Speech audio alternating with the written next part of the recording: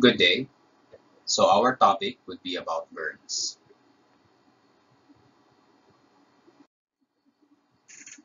So to begin, what are the burn admission criteria? So not all patients with burns should be admitted, okay? And there are certain criteria that we set for us to be able to determine if that patient warrants admission into a burn center. Okay? So this includes moderate to severe burns, like second degree burns for 15% or more of total body surface area. Second degree burns for less than 15% but may accompany any burns to the face, hand, genitalia. Okay. Third degree burns accounting for 2% or more of the total body surface area. You also admit everyone who has electrical burns and chemical burns, as well as inhalational injury suspects. You will also admit patients with circumferential burns because this may be disposed to compartment syndrome. And also, if you have respiratory, circulatory, renal, and other medical conditions, you will admit that patient, as well as burns with accompanying trauma, including fractures and other bleeding problems. So in the initial evaluation, you will have your primary survey and secondary survey. So burns are no different from trauma patients. So you always start with your primary survey, and once your initial measures have been made to stabilize the patient, you continue with your secondary survey. So in the initial evaluation, you must include airway management, okay, evaluation of other injuries, the estimation of the burn size, and the diagnosis if there is the possibility of carbon monoxide or cyanide poisoning. So direct thermal injury or upper airway or smoke inhalation may cause rapid and severe airway edema. And because of this, you may err on early intubation. So rather than err on omission, you err on commission. So you intubate the patient early because it's going to be difficult to intubate the patient if you have a very edematous airway. So if you have a suspect of inhalation injury. So this is diagnosed based on a high index of suspicion. You will have your perioral burns, singed nasal hair, hoarse voice, wheezing, stridor, and subjective dyspnea. Okay? So always remember, burn patients should be first considered as trauma patients.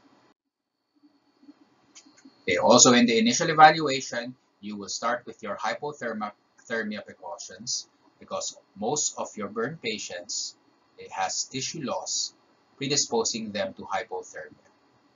So in the absence of proper dressings, you wrap with clean blankets, then you bring them to the nearest hospital. Okay. Acute burn injury should never receive prophylactic antibiotics. This will just predispose to more resistant organisms. Okay. And in the initial stages, acute burns are not considered infected. However, you should give tetanus booster shots. Okay. And when in doubt, you follow the tetanus protocol, ATS-TEANA. Okay. You start with adequate pain management and later on, treatment for possible anxiety disorders. So always remember, burn patients are trauma. So your ABCs would always follow. Okay. And there are 4 areas which are crucially assessed. So you have your airway management, evaluation of other injuries, estimation of burn size, and diagnosis of carbon monoxide or cyanide poisoning. So how do you estimate burn extent? And a crude but fast way would be your rule of nines. So in an adult, you have your anterior and posterior trunk each corresponding to 18%. Each lower extremity is 18%. Each upper extremity is 9%. And the head is 9%. In children, always remember that the head will account for a largest surface area and should be plotted with 18% in the initial assessment. However, the Lund and Browder chart would be a more accurate accounting of the true burn size. So once your patient is a little bit stable and you've started with your initial resuscitation measures, you may recompute again using the Lund and Browder chart. As you can see, there is a percentage in each area corresponding to a specific age bracket. So always remember that superficial or first degree burns should not be included. Only second degree and more severe burns are included in estimating for the total body surface area. So what is carbon monoxide poisoning? So carbon monoxide has an affinity for hemoglobin which is 200 to 250 times more than oxygen. So it will result to anoxia and death, and you may detect this using your arterial carboxyhemoglobin level. So treatment would be treatment with 100% oxygen.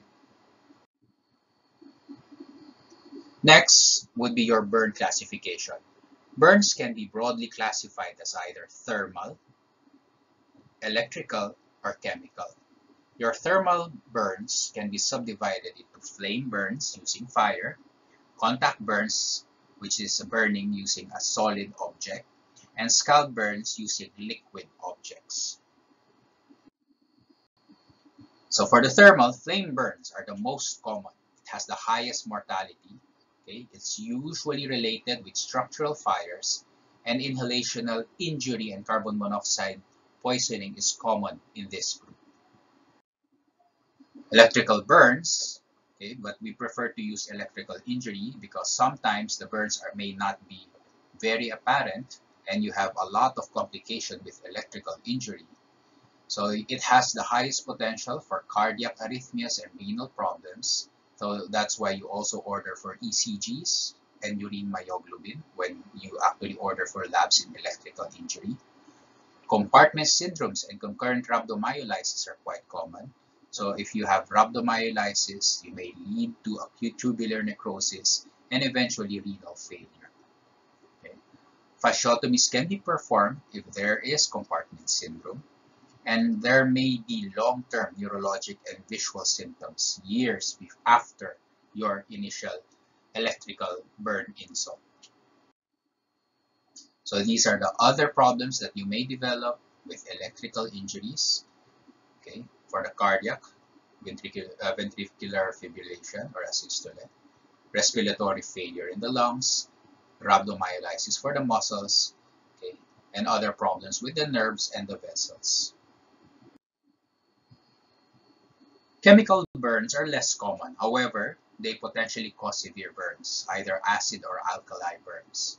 So the first thing that you have to do is remove the toxic substance, irrigate with water for around 30 minutes minimum, unless it is concrete powder or powder forms of lye, which will aggravate the condition if you wet them, because these are activated by liquids. So the two major types would be your alkali and acid. Okay, your alkali are more severe because they cause liquefaction, okay, and the burns are deeper. However, your acids are less severe because they cause coagulation necrosis. They're a little bit milder, but you still have to manage them accordingly.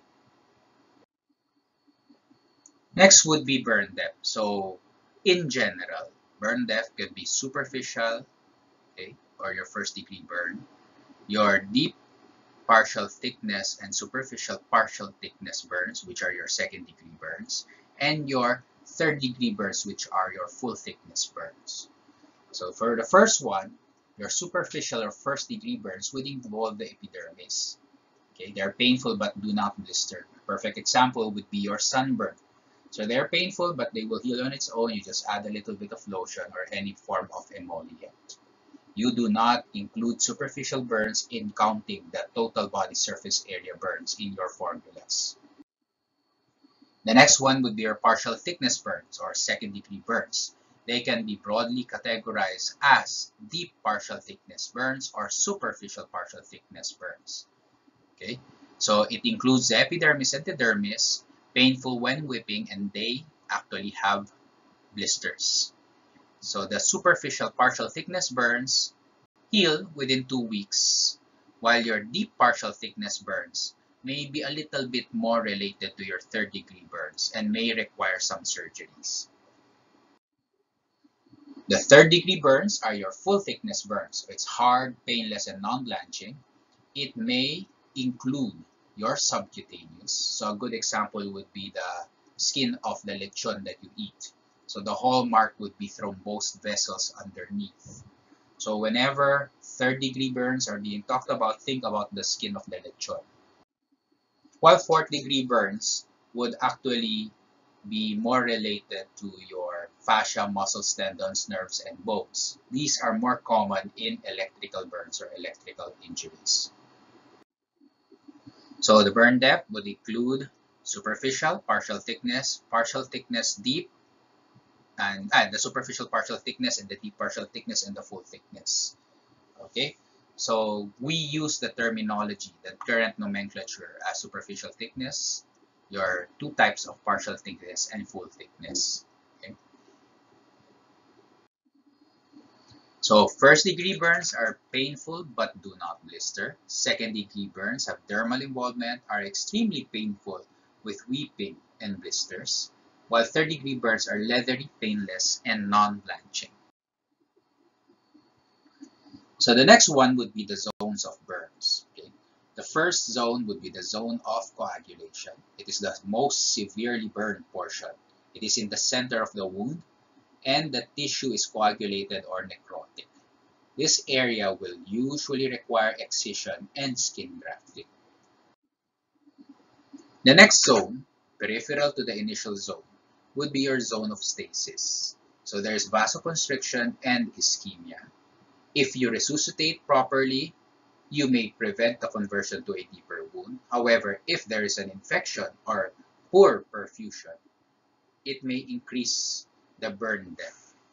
So this is the area which is not yet decided if it wants to be a zone of coagulation or if it wants to heal. While the third area is the zone of hyperemia, it's the most outer portion of a burn, it will heal with minimal or no scarring.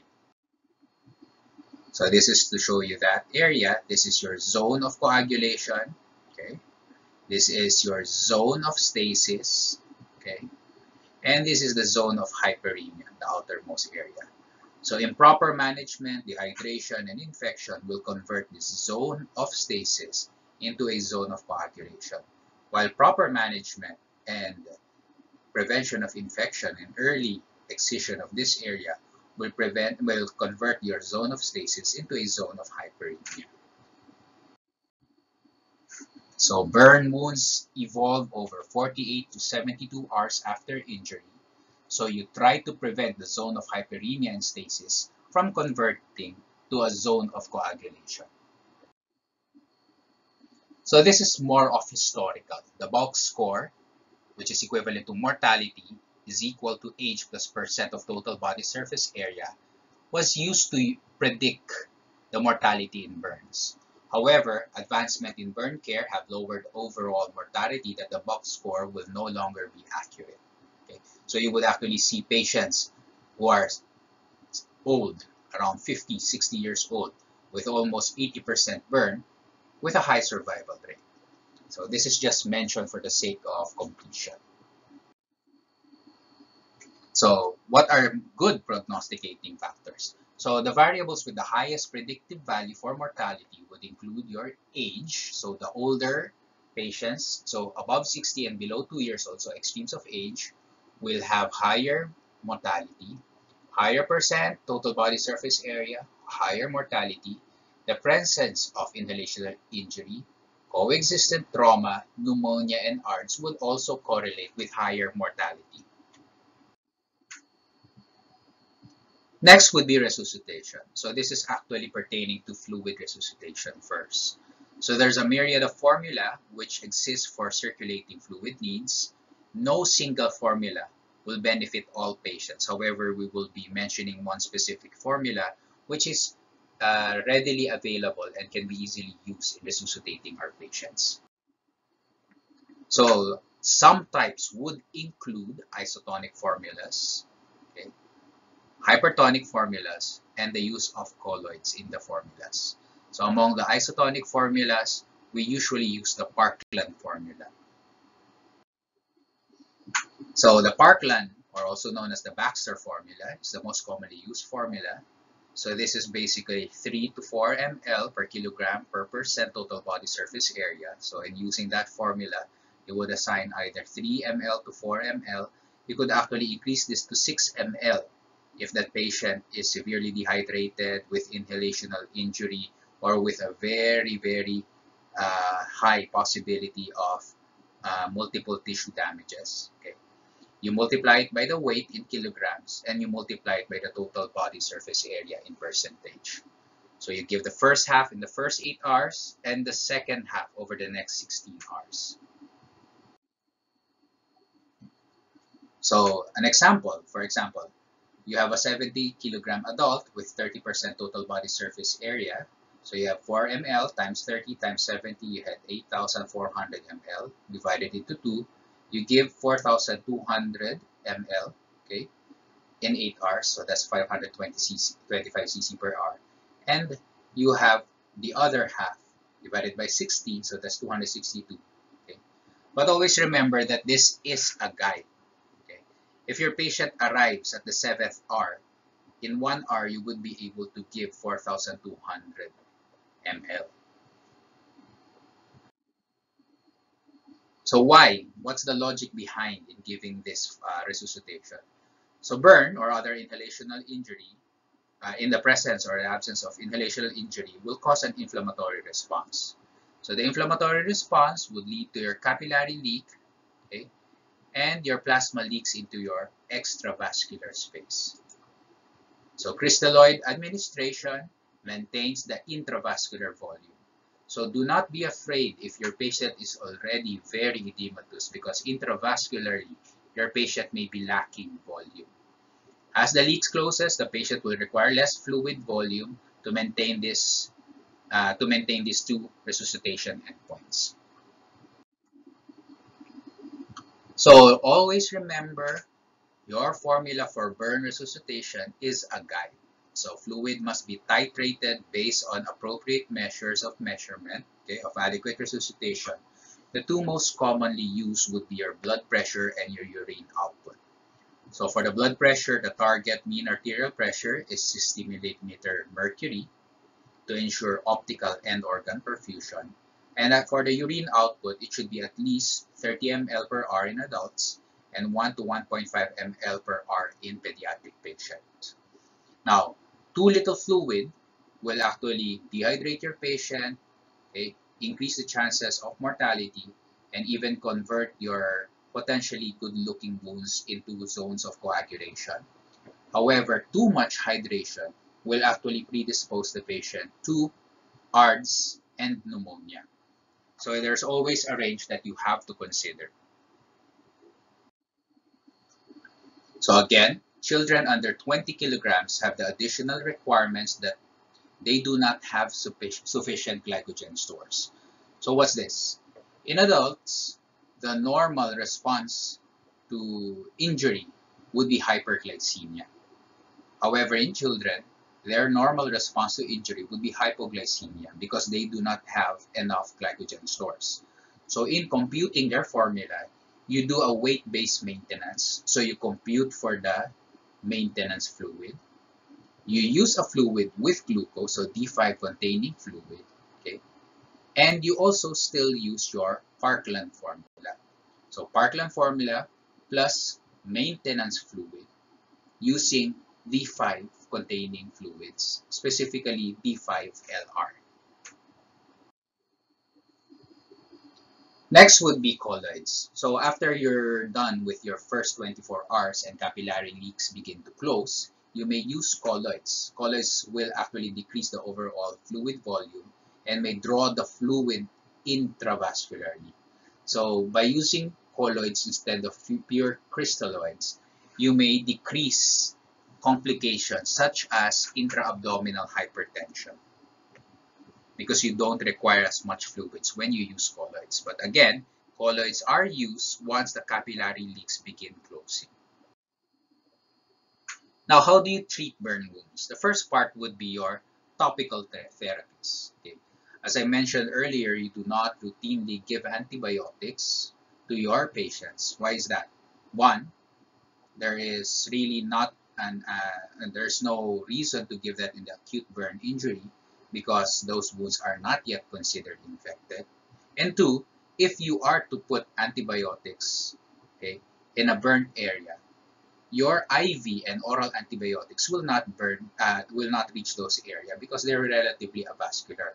So the most efficient way of delivering antibiotics would be your topical therapies.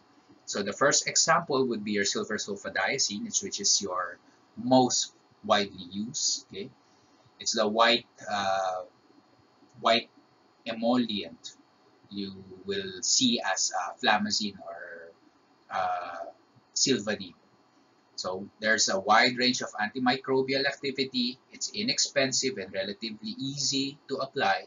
However, it may cause a drop in your WBC, so neutropenia, and may inhibit your epithelial migration. The next one would be your mafenide acetate, which is very effective even in the presence of eschar, the dark third-degree burns. So it can still penetrate those lechon skin, unlike your flamazine, which will be less effective in third-degree burns. However, the use of mafenide acetate is very painful and it is absorbed systemically. So it may lead to metabolic acidosis because mafenide acetate is actually a type of carbonic anhydrase inhibitor. Okay. Next one will be your silver nitrate. So it's a broad spectrum antibiotic, antimicrobial. However, using silver nitrate can lead to hyponatremia and can stain your bed sheets. Topical therapies, other topical therapies would be your bacitraciniumycin and polymyxin B. Okay, so you could only use this in smaller or larger but nearly healed wounds. Okay, and partial thickness burns of the face. Mupirocin is also useful. Okay, however, it is nephrotoxic in large doses. The next part would be your nutrition. So this is very important in patients with large burns. It also corresponds to immune responsiveness. So if you actually have early enteral feeding, so if the gut is there, use it. So you can actually prevent gastric ileus. Okay. So if the gut is usable, so especially after the first 24 hours, you can start enteral feeding in your patient. Okay. So why is early nutrition important? Because the patients who are burnt are very hypercatabolic. That's why the standing joke is if you really want to lose weight really fast, get burned because it's actually hypercatabolic and your first source of energy would be from your fat because you've already exhausted your glycogen stores. So some examples of formulas that we use would be your Harris-Benedict equation, okay, and the Cureri formula. Okay. So the Harris-Benedict equation is more or less an underestimate of the required calories of a burn patient, while your Cureri formula may be an overestimate. So sometimes I use both formulas and work somewhere in between. So most internal medicine people would choose the Harris-Benedict equation. Most surgeons would actually use the Cureri formula. Okay. And of course, indirect calorimetry, which is more difficult to perform in burn patients. Now, as for surgery, so there is an entity which we call compartment syndrome. So compartment syndromes in the extremities, okay, it works like a tourniquet. Okay. So as your edema progresses, there may be a tourniquet effect in your upper extremities and lower extremities. So what can cause a compartment syndrome? So for you to have compartment syndrome, first is you should have a circumferential injury, specifically a circumferential injury which is a deep second degree or third degree burn. Okay? And there should be something which is swelling underneath. So in the case of burns, if you only have a non-circumferential, so on one side of your extremity only, you will not have a compartment syndrome. or if you have a superficial burn, you will still not have a compartment syndrome. So it should be circumferential and at least a deep second degree or third degree burn. This will act as a tourniquet because your subcutaneous tissue begins to have edema. So there would be a compromise in the venous outflow and eventually your arterial inflow, giving you the classical piece of compartment syndrome, such as pain, paresthesia, capillary refill, and progression to loss of the pulses. So these are the classical 6 P's of the compartment syndrome. So pain, paresthesia, pallor, paralysis, paresis, poikilothermia, and pulselessness. Okay. So your compartment syndrome in the case of burns, cutaneous or skin burns, can be resolved using escharotomy. This is different from fasciotomy. Fasciotomy is normally found in electrical burns where there is a burning, okay, of the muscles and the tissue which are adjacent to your bones, and it is the fascia which prevents the expansion. So if you have skin burns, you may use escharotomy. But if you have deeper burns or even fractures, you may have to do a fasciotomy to release the muscle. But sometimes you may do both, especially in electrical burns with electrical injury. So there is also what you call your abdominal compartment syndrome. Okay, so there is a decrease in the urine output, increased ventilator pressures, and hypotension, and a thoracic compartment syndrome, which is hypoventilation, increased airway pressures, and hypotension. These are common in trunk burns, which are also circumferential and second to third degree burns.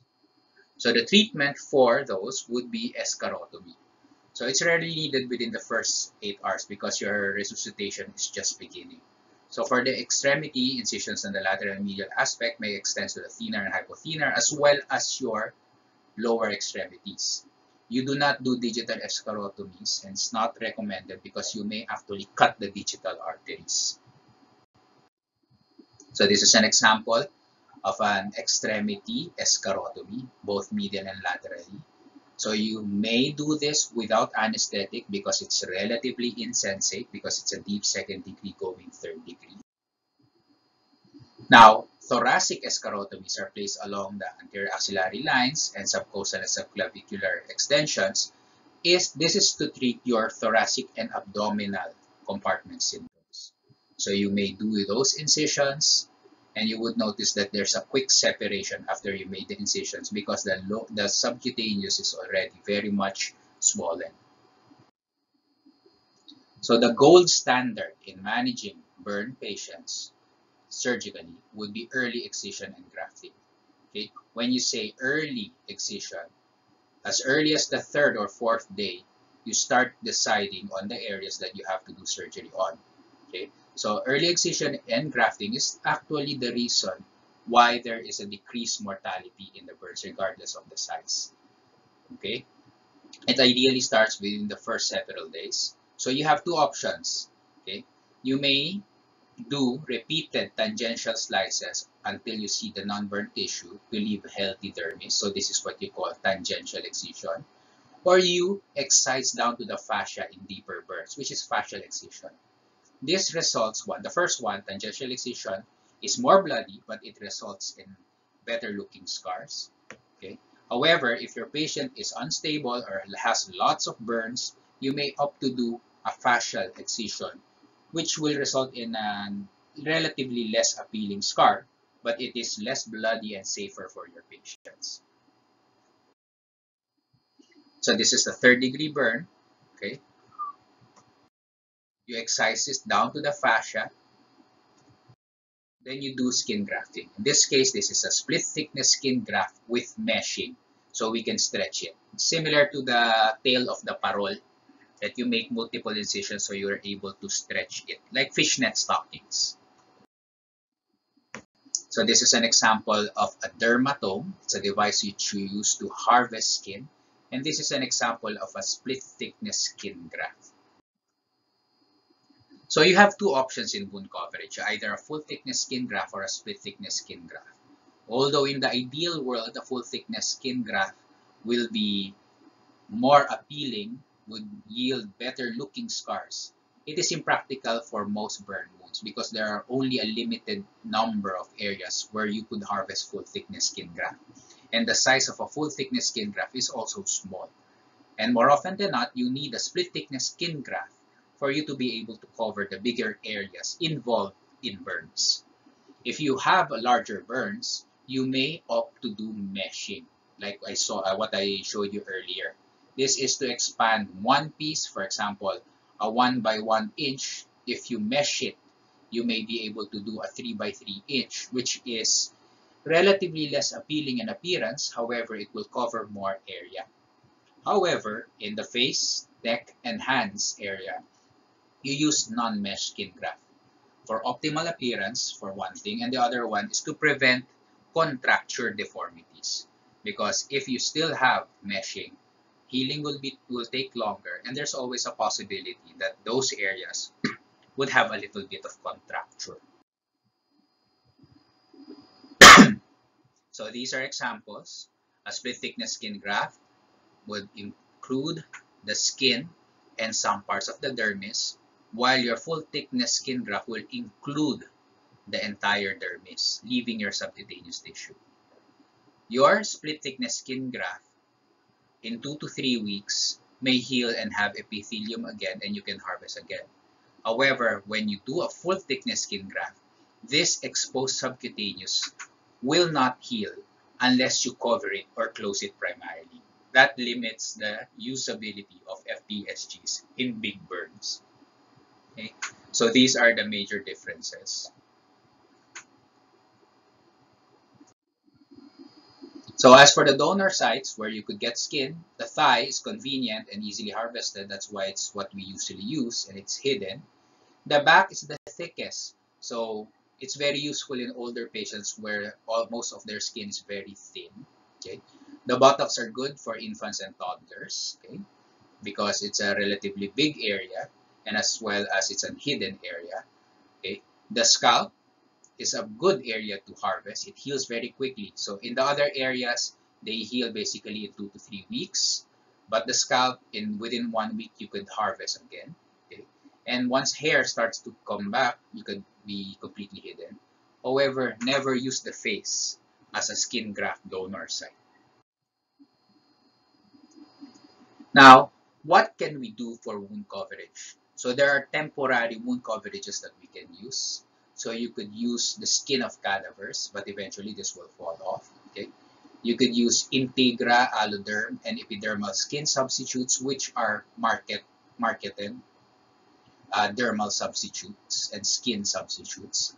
You could actually use the skin of the parents. So one parent, it's more compatible than using a cadaveric allograft.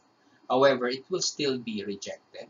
You could actually use other, for example, if you have a twin, you could harvest from the twin and the twin's skin will survive because they are compatible. This is for identical twins. You could also use tilapia skin, crab skin, and other temporary wound coverages. So, and finally, rehabilitation. When you're talking about rehabilitation, this is equally important. After you've done all of your management and your patient goes home, okay, physical and occupational therapy is mandatory to prevent loss of function. Okay, while the patient is still admitted, it is advisable that they be referred to rehab to start this. Okay, even if the patient is on mechanical ventilation, passive range of motion can be done at least twice a day. And of course, you may refer to psych for psychological rehabilitation. So what does this mean? The management of burns is not purely a management of the surgeon. It is a multidisciplinary approach. So you actually have your doctors, your nurses, and other paramedicals like your PT, OT, rehab, psych people, and pain management. So you have different specialties managing burn patients. Because late complications of burns may cause contractures, which even aggressive physical therapy cannot correct. And eventually, late complications of burns, okay? So contracture excision and release may be required, and wearing of pressure garments and splints, as well as laser therapy may be beneficial. So ano ibig sabihin nito? you will actually hear people saying that when they're managing burns in the provinces, kasi to be honest, there are only a few burn centers in the country. So you have Jose Reyes, East Avenue Rizal Medical, Quirino Medical, you have PGH, one in Davao, one in Cebu. And those burn centers cannot handle all burn cases. So you will always have some burn patients which are managed by general surgeons as well as other physicians in their own corresponding hospitals. Now, the problem is, yes, burn wounds may heal, but if they heal improperly, you may have contractures, okay, and and ugly looking or nasty looking scars, which would limit functions. And the operations in releasing a contracture is more than just skin grafting in the initial stage of the burns. So if you are in doubt, you could always refer. Thank you. That basically ends my lecture for burns. Are there any questions? If there are, let's discuss them.